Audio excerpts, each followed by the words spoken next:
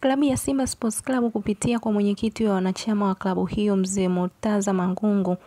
wametoa msimamo wao mgumu juu ya hatima ya sakata la kuahirishwa kwa dabi ya Kariakoo, ikiwa ni pamoja na majibu kwa watani wao wa jadi Yanga. Mangungu katika taarifa yake alitoa fumbo zito ambalo lilikuwa linaeleza kwamba usidai haki kama hautendi haki, ili upate haki tenda haki. Taarifa hii fupi kutoka kwa Mangungu imetafsiriwa kwamba Mangungu amelenga kuwajibu Yanga ambao mpaka sasa wanashikilia kudai haki yao kwa bodi ya ligi kuu, na hapa wanahitaji kupewa alama 3 za mezani kwa sababu wanaamini kwamba Simba walifanya kosa la makusudi kwa kugomea mechi ya dabi ya Kariakoo. Yanga katika maandiko na vikao kadhaa wanavyoendelea kuvifanya hivi karibuni kupitia kwa wanachama wao, wameonyesha wazi kwamba wanadai haki yao ya kupata alama 3 kwenye bodi ya ligi na hawataki kucheza mchezo mwingine dhidi ya Simba Sports Club.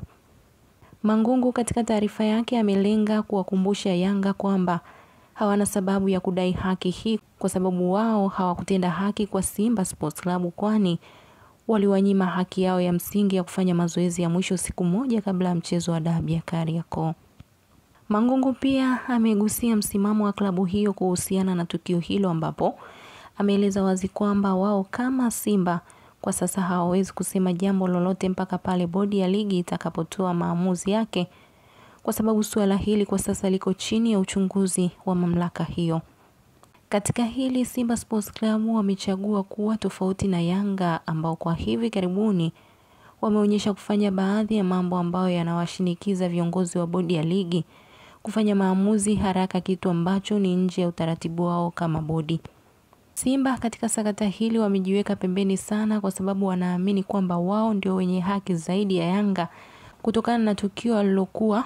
wamefanyiwa siku moja kabla ya mchezo na watu wanaodaiwa kuwa ni wanachama wa klabu ya Yanga.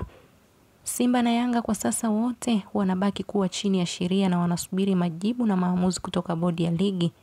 ambao ndio mabosi au waendeshaji wakuu wa mpira wa miguu nchini Tanzania.